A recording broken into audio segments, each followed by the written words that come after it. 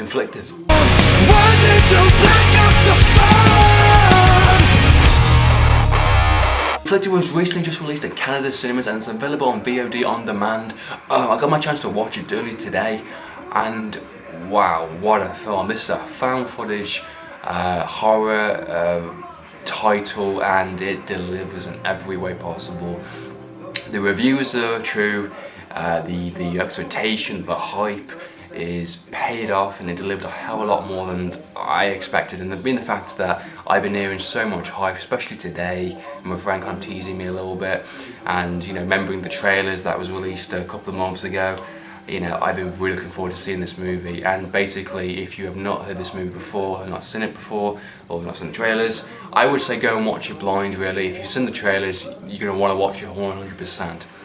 This is basically the next level in found footage movies. This is what it's going to go into. You got the kind of, you know, paranormality, you got the kind of the horror, supernatural type found footage movies with grave encounters, stuff like that, and it's going in a certain direction. And I think this genre is definitely expanding, and it's definitely taking, you know, bigger budget, bigger directors, you know, amateur filmmakers are definitely taking this genre as a good opportunity to show off what they can do with cameras and special effects and stuff like that. This is a really good example of a movie that basically embraces the found footage genre, embraces good storytelling and good horror telling as well at the same time.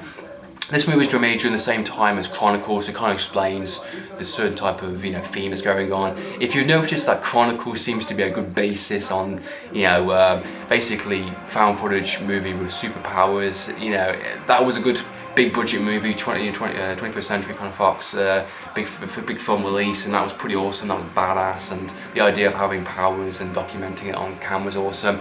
You had earlier on this year, apparently their marked ones. I actually really enjoyed that movie. I think it's the best of the franchise, and the fact that you know, a demon is giving you powers and you can do all sorts of cool shit with it, and it's slowly turning you. It was a pretty cool concept. I really enjoyed that movie, and this one now is basically someone's getting abilities and powers for basically being turned into a vampire. That is freaking awesome, and I'm loving what these movies are doing because they seem to be getting better and better as they go along in terms of these abilities and powers and the type of techniques and the camera thing they use. The storyline for this movie, without giving too much away, is basically two best friends are going to go on like a year trip around the world. They're going to explore everything, Italy, France, the full works in a sense. And one of the friends, he's got like basically he's dying in a sense. He's got like some sort of aneurysm or something on his head, well, on his mind. You know, stop him from living his life and could kill him at any moment in a sense. Could instantly collapse on the floor. And you know, his best friend is basically, no, we're going to do this. We're going to explore the world. We're going to live life. And it's really cool because his friend's got this kind of really cool camera equipment. He's got the full gear. He's got this kind of you know, kind of camera that kind of goes onto your body in a sense, you know, straps into your pads. So basically, you got a camera literally right there recording everything. And this is a found footage movie that's got superpowers. Yeah, that's gonna get used definitely for sure. And you get these really fantastic, like Mirror's Edge shots. This is brilliant. If you play the game Mirror's Edge, you get basically a full-on like all-in-one sequence without cuts. You know, of the guy jumping from buildings, stuff like that, you know, going from here to here, kind of thing like that. And you know, the movie just is fantastic. It embraces everything about the technical side of making and the storytelling and the fun factor and just the horror factor, and everything is just spot on, brilliant. I think, perfectly honest. I was hugely excited to see this movie, and it definitely delivered in every way I want to say. The first 20 minutes, good character development.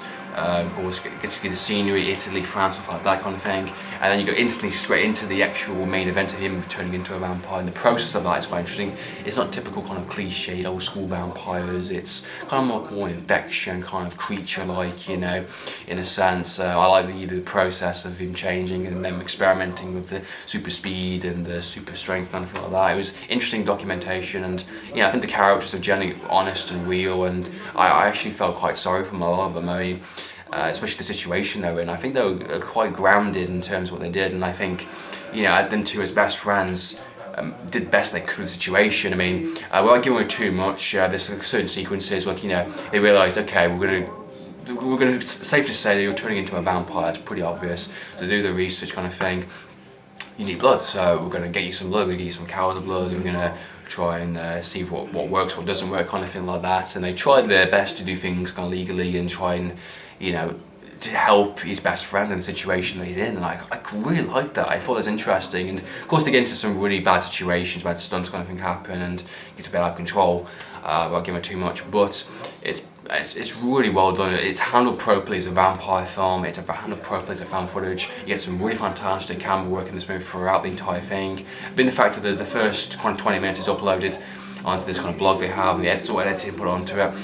You can definitely tell later on this is just, you know, footage that's just been recorded through the cameras they actually do have, maybe just the one on the actual pads. I think there's some handheld stuff there definitely as well, for sure. The actual concept of the movie went further than I thought it was going to be. I mean, typical found footage movies would have, you know, most of the best stuff for like the last 20 minutes to end the movie there, kind of, you know, a lot of explanation, kind of build up to that moments. And most typical found footage movies do that. This one really didn't. I mean, the first 20 minutes he turns into a vampire, and then you get a whole lot of other sequences, and the movie just kept going and going and going, and it's kind of like, when is this movie going to end? Because it's freaking awesome at the same time, but I liked what they did. I'm trying not to give away too much. I don't want to say too much just in case you want to watch the movie, which I highly recommend, by the way, because it is probably one of my favourite found footage movies of this year so far, definitely. I think it's slightly beaten the marked ones and the Den, definitely, for sure. But yeah, I mean, technically wise, character wise, concept definitely pays off. It definitely embraces it with full force. The ending especially, I absolutely loved. The whole squat sequence, just geniusly amazing. Very Splinter Cell in some of the places. I think that good use of the you know, camera and stuff like that. And it was very grounded as a movie. You know, it's a vampire. It's a different take upon a vampire, in a sense, and you get to find out good explanations and good ideas, and there's some definitely good places that this movie definitely goes into here and there, which you're going to think, okay, that makes sense, and you know, you kind of feel sorry for these characters because they're in a situation and they're just, it's getting out of control, things are getting crazy. If you've seen the trailer, you know exactly what I mean. And if you're planning on watching it, make sure you stick around for the end middle credit scene as well, because it does add a little extra stuff. I'll be curious to see if they did do a sequel. I don't think they should. You know, they could do one, but where to take it that hasn't already been done, in a sense. That's my kind of question, really. I think it's a one-off movie, good vampire title movie, good found footage movie. Really enjoyed it, good stuff. Highly recommend Afflicted, of course. So that's been my review for Afflicted. Hope you enjoyed watching this review. What do you think of the movie? Do you think it's good? Do you think it's bad? Any opinions? Comment down below. So in the meantime, Andrew from TV. Signing out.